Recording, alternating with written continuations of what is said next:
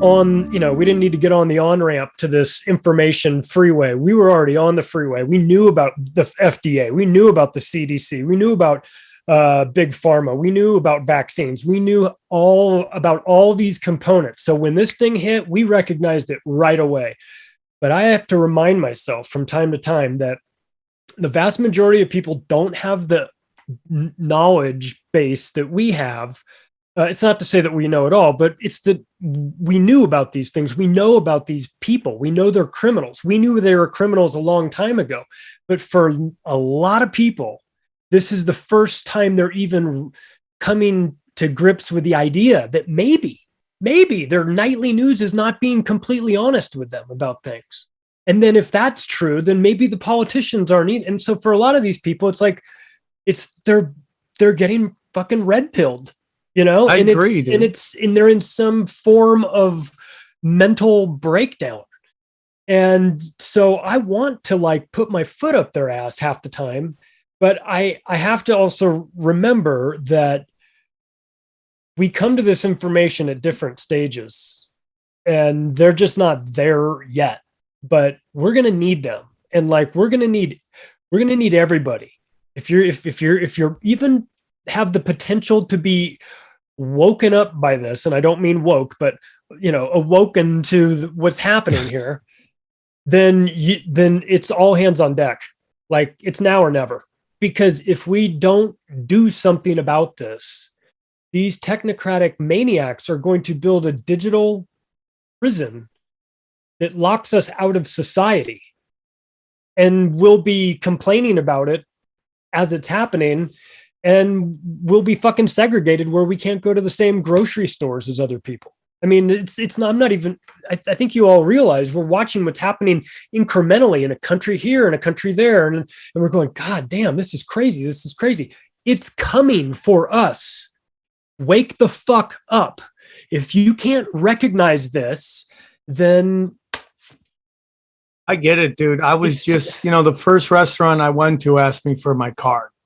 And I'm like, I just want a chicken sandwich. Like, I need your card. I'm like, I'm not eating here. And these businesses, I think, will pay. That's my humble opinion. And I think people are seeing the long game here. And guess what? Some people aren't. And guess what? You can't save everybody. You just can't, dude. If you think you're going to save 100% of the people, you're not. And there's a saying that's going around, which is like, don't worry about waking up the sheep. Worry about waking up the sleeping lions. And that's really where I live. I'm not going to save anybody. I'm going to find a small group of people and I'm going to go buy some land and chill, Bill. And whatever. I mean, dude, we've been going through this forever since the beginning of time. There's been elites trying to control everybody. I just personally don't believe you can do it. Again, the metaverse, maybe that's where they corral us all into. It's definitely possible. I also think the internet has allowed people to gain knowledge that they wouldn't. I mean, I meet all you guys through the internet. I would never have met you guys without the internet.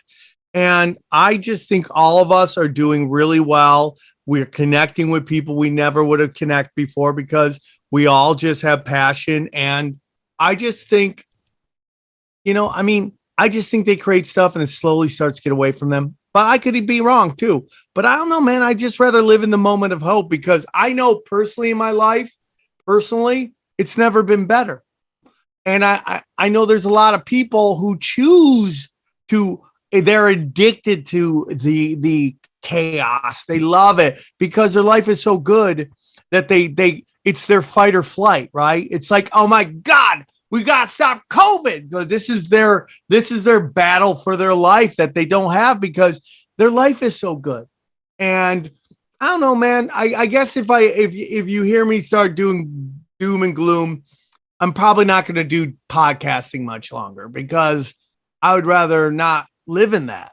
I don't know, man. I guess I'm wrong. And I love hearing from everybody. Occasionally I got to have a Whitney Webb on to kick my dick in from fairy town that I'm living in where everything's hopes and dreams and all that stuff.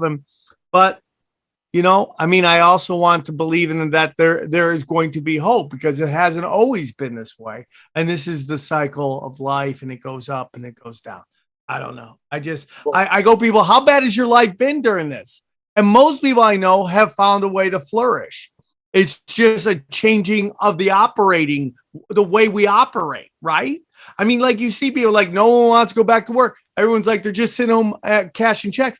There's also a lot of people found ways to make money, different ways to make money that they don't have to go and slave for $15, have some guy yelling at them for a job that they find soul sucking. So I don't know, man. I think human beings are love and their vibrations, and it's like Jurassic Park. Life finds a way, you know.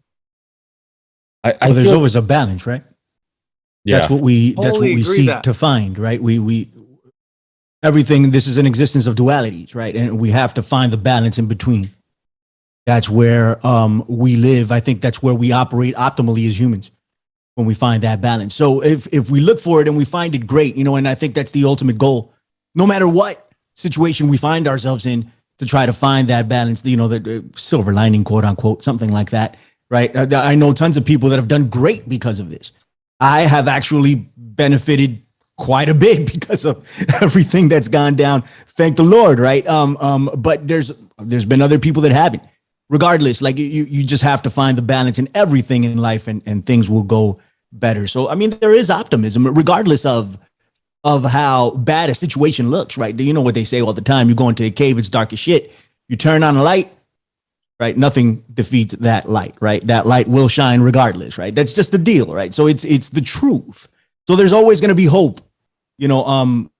But I also don't want to turn away from any of the quote unquote darkness that's out there, right? We have to identify it, we have to look at it, and we have to treat it seriously, right? Because otherwise it's just going to consume us. So we need to see it, we need to know it, and we need to also respect the hope side of it. That's me. Yeah, I don't think it's about protecting or about saving those others. It's about protecting ourselves from them. I mean, the greater good is a powerful ideology, and a lot of people are buying into that. And what's going to happen when it ramps up? And, you know, they're the ones that they're not going to be saved. They're the ones coming after us. I mean, I don't want to be too black-pilled. I think we all have enough love in our hearts for those people. Like anybody on the other side, I think we all know that love is the answer and we have to love them. But it might be just creating our own reality again, and creating our own community, whether it's off grid or not. Like we had these two fantastic guys on the show, and they've been sort of traveling the world in bare feet for the most part. I mean, these guys are so out of society. And we talked about them coming back into society with meaning, you know, coming back with intentional meaning. So maybe when we do have one foot in this world, it's with meaning, and the other foot is out there creating a new reality.